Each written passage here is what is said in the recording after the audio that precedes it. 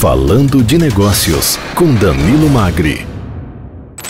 Muito bem, falando de negócio, Danilo Magri, mais uma vez hoje conosco, no oferecimento de LogMed. Danilo, muito bom dia, seja bem-vindo ao nosso de sempre Falando de Negócios. Isso mesmo, Clemente, bom dia, mais um Falando de Negócios, terceira temporada. Hoje vamos conversar com um grande empresário, que é o Andrei Souza, CEO da Inovatio Computadores. Aliás, interessante, estava lendo aqui agora, a Inovatio, ela iniciou-se nos Estados Unidos em 2002 e em 2008 veio para o Brasil. É isso, Andrei, seja bem-vindo, muito bom dia. Bom dia a todos, muito obrigado pelo convite, Danilo, pessoal da Jovem Pan, ouvintes. É exatamente isso, começamos aí uma jornada desde 2008. E durante esse tempo a Inovatio também desenvolveu uma tecnologia que está sendo considerada, considerando inclusive os elementos do computador em uma posição vertical. Explique para a gente isso, para começar aqui o nosso bate-papo, Andrei. Bom, é uma conversa um pouco mais técnica nesse caso aí, né? As placas-mães, elas são criadas em formas de camadas, né? A gente chama de layers.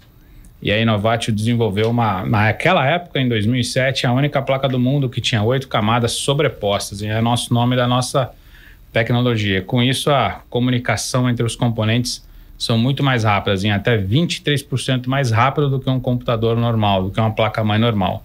E isso, no final das contas, dá realmente uma performance bem maior para o usuário, uma experiência muito maior para o usuário. Essa tecnologia começou nos Estados Unidos, é isso, né? Você morou lá? Morei lá 10 anos, me eduquei lá na Northwood Robotics. Foi da onde eu comecei a entender por que uma CNC, por que um robô de 1 milhão, 2 milhões de dólares não quebra. E um computador de 200, 300 dólares, a gente achava ao monte lá nos lixos nos Estados Unidos. E na Northwood Robotics eu tive um tutor muito bom, um indiano, que eu nunca vou esquecer o nome dele, chamava Rakesh Pujada, né? E ele me ensinou muito bem, me explicou muito bem o conceito de um computador industrial robótico para um conceito de casa, para um conceito home office. E qual cidade que era? Foi em Jacksonville, Flórida.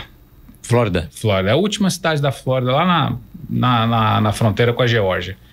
E aí eu tive um estalo, eu falei, puxa vida, eu já vejo milhões dessas máquinas jogando fora, eu vou desenvolver uma máquina com um conceito robótico / industrial para home office, onde o sujeito vai ter uma tecnologia robótica, uma tecnologia industrial dentro da casa dele. E assim foi. E aí, ao longo dos anos, estudos e, obviamente, usando a nossa inteligência tecnológica aí, foram vários anos de um caminho árduo para poder desenvolver uma máquina 100% robótica, 100% industrial, para você usar na sua casa, no seu escritório. Danilo, são 21 anos de história, bacana isso, né? Não, muito interessante, né? Uma das perguntas era exatamente essa, por que computadores, né? Qual foi a oportunidade de negócio que você encontrou nesse segmento? E o Andrei, de uma forma já muito natural, explicou, né? Geralmente é isso, a inovação ela vem mais por uma questão de questionamento do que de ruptura. Então, talvez ali a experiência dele em vendo esses computadores no lixo, por que isso tem que continuar da maneira que está, né? Essa é questionar algo que sempre foi feito com um viés diferente. Então eu vou mudar um pouco a minha pergunta. Quando você fala computador robótico, o que seria um computador robótico para uso em home office, né? Em casa? Os computadores que controlam uma CNC ou um robô industrial são computadores diferenciados. Os computadores estão num ambiente hostil, tem fuligem, tem umidade, enfim, tem diversos intempéries ali que fazem com que eles estragam. Então, uma empresa que investe 1 milhão, 1,5 milhão de dólares num robô não pode ter o diletantismo de esperar uma máquina estragar e ficar com uma produção parada ali horas ou até dias. Então, os computadores que são desenvolvidos para esse tipo de viés, eles não são os mesmos computadores que a gente compra nas nossas lojas aí de informática, nas lojas comuns. Os componentes eletrônicos que equipam as placas-mães são diferentes. Hoje a Inovatio Computadores desenvolve a nossa própria placa-mãe, a gente desenha a placa e os componentes internos a gente escolhe os melhores do mundo. São os melhores capacitores, os melhores reguladores de voltagem, os que mais aguentam tranco. Por quê? Porque a Inovatio entende que você não pode ficar com uma máquina parada esperando arrumar por qualquer que seja o problema. Ela tem que ser descartada num futuro mas por obsolência, não porque ela quebrou, não porque ela estragou. Eu vou fazer até um adendo. Aqui no estúdio da Jovem Pan nós temos computadores da Innovatio. Exato. E eu não é de hoje, viu? Eu não pude deixar de notar o design. Sim. Né? Porque geralmente quando a gente fala um papo muito técnico, aquela preocupação do técnico e o design acaba ficando para depois. Pelo contrário, aqui o design também ele é bem moderno, ele passa uma sensação de modernidade, de beleza. Aliás, encaixa bem com o escritório. Agora, eu fiquei sabendo. Muito legais. Tem até um primeiro, né? Acho que o primeiro modelo de vocês tá guardado aqui. Exatamente. Vocês têm a 00, 21, 22, 23 e 24. Ou seja, vocês estão há 11 anos, 12 anos praticamente que vocês têm essas máquinas. E o que me chamou bastante atenção que vocês estão ainda com teclado e mouse originais. Sim. Poxa, vocês ainda estão com mouse e teclado originais aí, ó, de quase 20 anos nessa brincadeira. Aliás, isso são produzidos em São José, né? Sim, Andrei. Nós temos a fábrica aqui em São José, as montagens são todas feitas aqui. Infelizmente, nós não temos uma tecnologia ainda que consiga fabricar as placas-mães no Brasil. Infelizmente, nós não temos. A gente usa o maior centro robótico do mundo, que fica em Taiwan. Não adianta a gente reinventar a roda. Tem jeito, né? O custo operacional para eu montar uma linha de montagem aqui no Brasil é surreal. Não teria como competir em preço? Não tem. Infelizmente, não tem.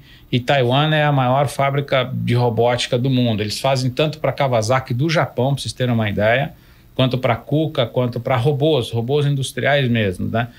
Essa placa-mãe desse computador que vocês têm aqui, que tem uma forma de cone aí, a placa-mãe, essa placa-mãe que está aí nela, ela equipa a fábrica da BMW em North Carolina, nos Estados Unidos. E equipa o nosso jornalismo na Rádio Jovem Pan também. Tá chique, hein, Clemente? Só para você ter uma ideia, elas fazem as BMWs de North Carolina lá. A fábrica da BMW ela é totalmente autossustentável. Esse computador consome 68 watts apenas, contra 400 watts de um computador comum. Danilo, como desceu? Ótimo. No primeiro bloco a gente entendeu um pouquinho mais da Innovatio, né? Toda a tecnologia por trás e a motivação do André em fazer um computador diferente. E eu queria perguntar para você, André, qual que é o principal, né? A gente está falando de um mercado de gigantes. Qual que é o principal pilar, o principal diferencial da Innovatio até hoje nas suas máquinas, para você se manter realmente competitivo, para você vender algo que o mercado ainda não conhece e consegue, de repente o consumidor, né, que tem um computador da Innovatio em casa, sente essa diferença e a Innovatio consegue inovar e ter o seu mercado? Bom, na verdade, são 3 pilares que a gente desenvolveu. Foram basicamente confiabilidade na marca, um suporte, sem falsa modéstia, de excelência, e a condição da máquina, você fazer upgrades na máquina. Hoje, muitos computadores all-in-one, você é muito engessado, são processadores soldados na placa, componentes soldados que você não consegue mudar. As gerações da tecnologia, as gerações vão mudando assim drasticamente. Hoje, nos computadores, você tem condição de fazer upgrades, de você trocar o processador por um processador mais potente. Se você precisar de mais memória, você pode colocar mais memória. Se precisar de mais armazenamento, e assim vai. E o consumo de energia. Nossas máquinas consomem aí basicamente de 200% a 300% menos do que um computador hoje no mercado. É bastante coisa. É bastante coisa. Você fala hoje numa empresa com 5, 10 máquinas, nem tanto, mas uma indústria que tem 90, 200, 300 computadores, entre máquinas de produção, máquinas que são da parte de administração, até as máquinas de engenharia, que são potentes, máquinas potentes, workstations potentes, e máquinas aí de parte pessoal financeiro, é uma economia, assim, drástica. Na ponta do lápis, assim, as pessoas não acreditam quando a gente faz a conta e prova para elas que o nosso computador se paga na economia de energia, basicamente. Hoje em dia realmente é um diferencial muito importante. Você me contou uma curiosidade aqui rapidinho no intervalo, e o mercado gamer é um mercado gigantesco. Gigantesco. E vocês conseguiram aí um ótimo resultado nesse mercado. Conta um pouquinho mais. A gente veio da indústria, então a ideia é de trazer toda essa tecnologia da indústria também para as máquinas game. Tá, e daí? O que isso significa em termos leigos? Em termos leigos significa uma performance que, por exemplo, nós batemos o benchmark mundial da máquina ontem. nós temos a máquina com a tecnologia e com a configuração igual, que é um i5 13ª geração, uma placa 3050, 16 GB de memória, enfim, com as suas configurações, nós batemos benchmark mundial. Nós somos a máquina mais rápida que existe de game na mesma configuração. E isso para um game em FPS, na hora que ele está numa competição de $500 mil, $1 milhão, onde é o prêmio, isso vai fazer uma diferença muito grande. Alguém tem em casa, me permita até dar uma interferência aqui, perguntando assim, gente, eu quero comprar essa máquina, quanto custa isso? Será que é um preço absurdo se comparadas às outras máquinas? Não, não é. Nosso preço é muito competitivo.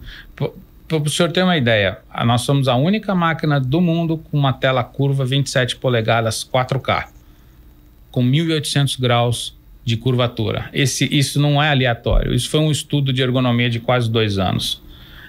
Para que o sujeito fique 10, 15 horas jogando num campeonato, ele tem que ter uma ergonomia. Então, essa ergonomia foi desenvolvida, foi desenhada, foi estudada, não foi nada aleatório. Nós temos até uma munhequeira para evitar ler, desenvolvida também para gamer, todinha em elastano, em nylon, spandex, antitranspirante, antialérgica, porque o sujeito num game dá 10, 12 milhões de cliques jogando durante 10 horas, 12 horas, atrás de um prêmio aí de $1 milhão, $2 milhões.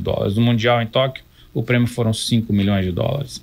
Então a garotada que é streamer, que é game, que faz conteúdo, que fica horas trabalhando, ela tem que ter um conforto, ela tem que ter uma ergonomia. E isso foi desenvolvido e desenhado de propósito. Então, tem todo um contexto. A Inovatio não faz as coisas aleatórias. A gente faz as coisas que é para o sujeito entender que ele realmente, quando ele comprar uma máquina, ele está comprando uma ferramenta que é para ele ter confiança. Ele tem que ter confiança no que ele está usando. Você tem a venda só em São José? Tem outros mercados? Como é que funciona? Tem venda no Brasil inteiro e em mais 2 países, Equador e Canadá. E-commerce seria? E-commerce, hoje é e-commerce.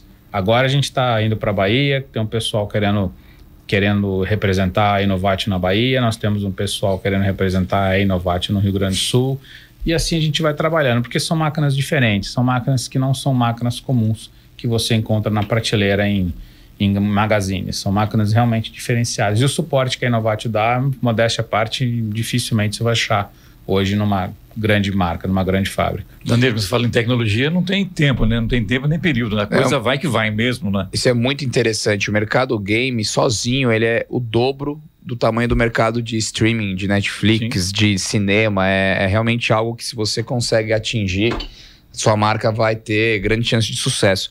Bom, também falamos muito de empreendedorismo aqui, né, com os nossos convidados. E sim, você tem uma experiência muito particular. O mercado brasileiro, ele é tão grande que muitas vezes o empreendedor brasileiro, ele nem se preocupa muito com o mercado externo. Ele quer só atender, sim, o Brasil. E você já tem a experiência de ter começado nos Estados Unidos e isso, acabou de citar que também tem vendas no Equador e no Canadá. É diferente empreender nos Estados Unidos e no Brasil? É diferente. Os Estados Unidos é muito mais fácil, obviamente, a facilidade de você abrir uma empresa, a variação lá é dólar por dólar, então você trabalha com dólar, não tem a carga tributária que aqui tem, as leis lá são ínfimas perto das leis daqui. A Constituição americana tem 11 itens, para você ter uma ideia, a nossa tem 28 mil e não sei quantos itens, então é uma diferença muito grande. Mesmo os estados sendo independentes, é muito mais fácil. Porém, o Brasil, ele podia seguir um pouco esse caminho. O sistema brasileiro é diferente. Então, para sobreviver no Brasil, você pode ter certeza que você vai sobreviver em qualquer lugar do mundo. Então, assim, se você montar uma fábrica, uma empresa, qualquer que seja ela aqui no Brasil, você empreender aqui no Brasil é um desafio, né? Então, você pode ter certeza que uma vez você passando essa correnteza, essa maré, essa arrebentação, você pode ter certeza que você vai estar aí com cabedal suficiente, conhecimento suficiente para ir para qualquer outro país, né? É importante, né, quem nos ouve, quantos joseenses sabiam que a gente tem uma fábrica de computadores na nossa cidade com esse nível de tecnologia, né? Então, o nosso papel aqui também é informar e fazer as pessoas acreditarem que aqui no Brasil é possível sim fazer coisas diferenciadas, independente de tudo que a gente já sabe. Aqui Carga em São José dos tributária, Campos, né, Danilo? Exato, principalmente isso. Aqui do nosso lado tem alguém fazendo diferente, tem alguém sendo referência mundial em alguma coisa. Então isso é muito importante. Eu vou te perguntar, a minha última pergunta, que eu fiquei bastante curioso quando eu estudei o case da Inovatio. Como é que você enxerga, né, o futuro dos monitores, dos computadores, que é o seu principal ali, produto, com esse advento, com essa questão de realidade aumentada, metaverso? Como é que o monitor, o computador, ele vai se fundir a essas novas tecnologias que estão chegando? Hoje o óculos ainda te dá um pouco de lag, né? Muitas pessoas ainda passam mal, elas ainda ficam tontas, porque o labirinto ainda não acompanha a velocidade, né? O olho leva 0,02 milissegundos da informação para o cérebro. E às vezes o lag que tem para você ver uma realidade virtual, uma realidade aumentada, dá esse atraso e o labirinto acaba ficando confuso, as pessoas acabam passando mal. Eu acredito que em pouco tempo isso obviamente vai ser sanado. Vai ter um microchip que vai fazer esse delay, ele vai gravar e depois vai lançar. Ele vai suprir esse delay. Vai fazer uma supressão desse delay. Eu acredito que ainda assim os computadores ainda vão demorar um pouco para sair de moda. Hoje eu sei que no celular você basicamente faz tudo. Porém, as grandes empresas e fábricas, o chão de fábrica, a transformação de base ainda vai precisar dessas máquinas. Eu acredito que em treinamento, hoje você tem a ThyssenKrupp, você tem a Caterpillar, que é cliente nosso, você tem a TMA, que é cliente nosso, a John Deere é cliente nosso, eles têm... A Jovem Pan. Jovem Pan, eles têm realidades virtuais para treinamento nos seus tratores, nos seus equipamentos, colheitadeiras e tal.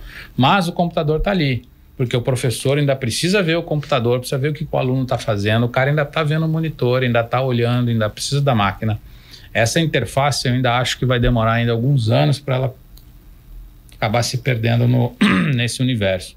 Mas a realidade virtual está aí, o metaverso está aí, isso não vai acabar tão cedo, eles vieram para ficar, né? É um pouco surreal ainda, porque ele é intangível, né? Você pegar um lote no metaverso e pagar milhões de dólares ainda para ser sócio do Neymar, por exemplo.